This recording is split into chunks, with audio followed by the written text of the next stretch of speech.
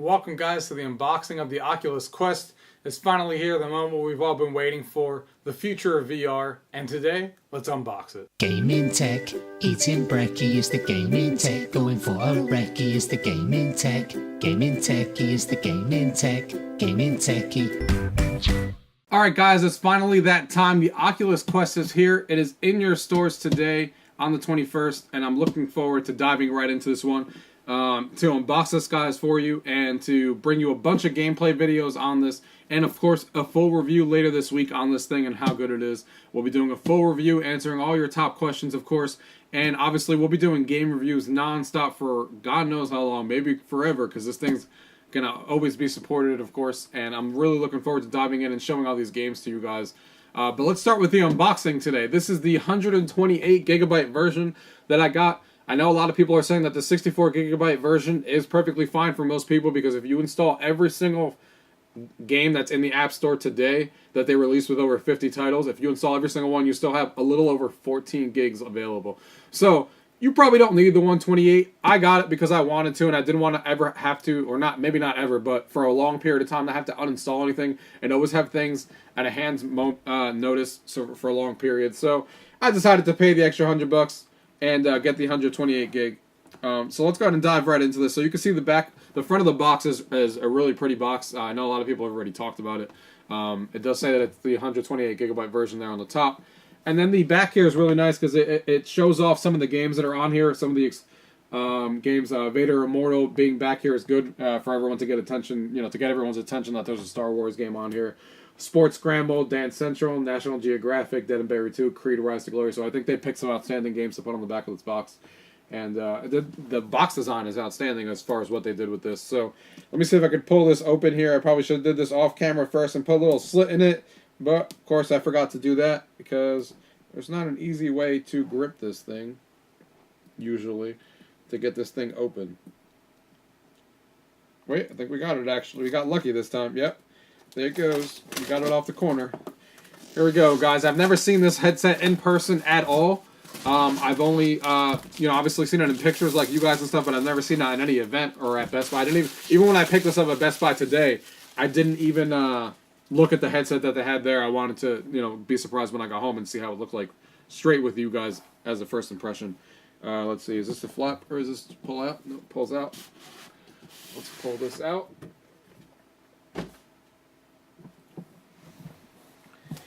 And this box pulls up. There it is, guys.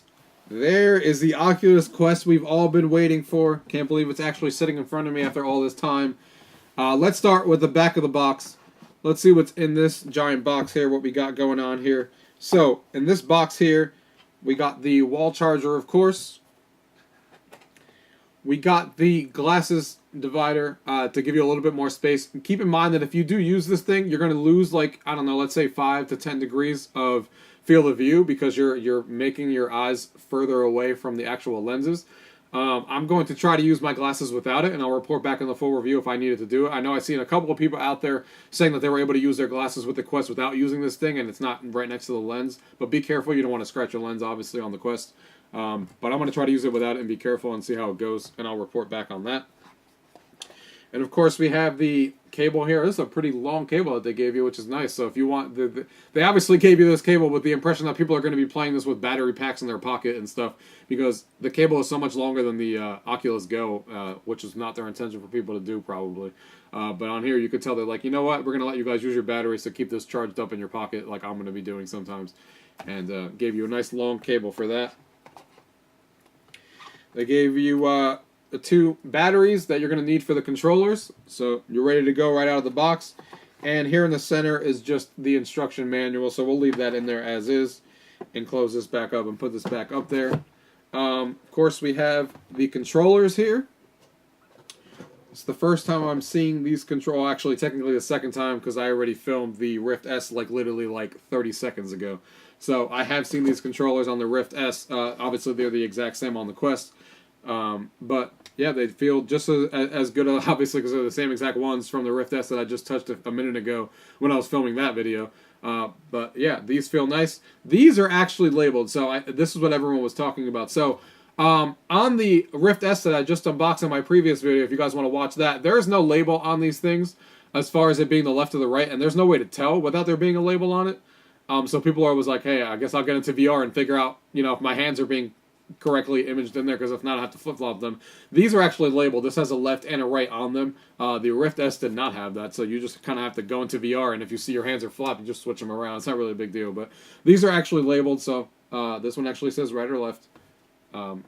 And the controllers feel great. The grip on the back that they have feels nice in your hands.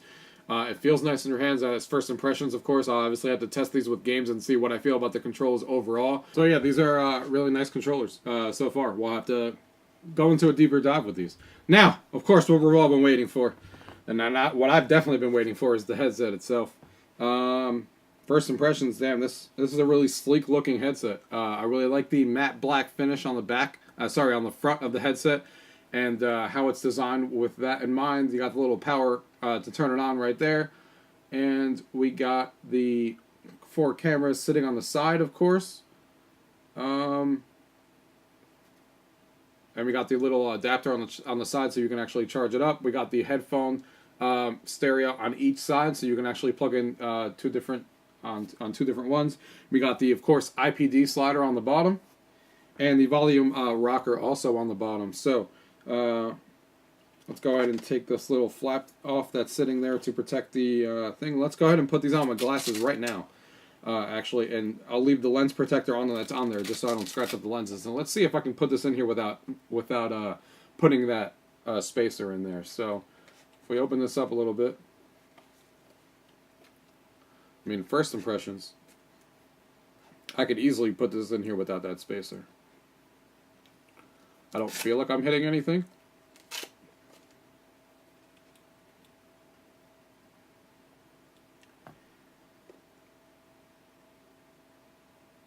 Yeah, I don't feel like I'm hitting anything.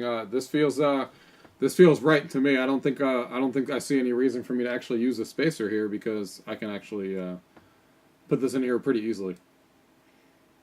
First note on here, it feels pretty comfortable in your head. It looks like it feels alright. It looks like I have to probably tighten this a little bit. Why isn't it moving? Or is this all the way up? Okay.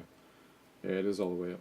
And it looks like this fits pretty easily. It looks like seems to be pretty comfortable. Of course, we'll have to do some more in-depth stuff, playing games throughout the week and stuff like that, on my full review, to actually see if this is actually going to be completely comfortable. But first impressions are, it doesn't seem like you need to use a spacer if you have small glasses like I do. We'll have to obviously see how that goes the rest of the week.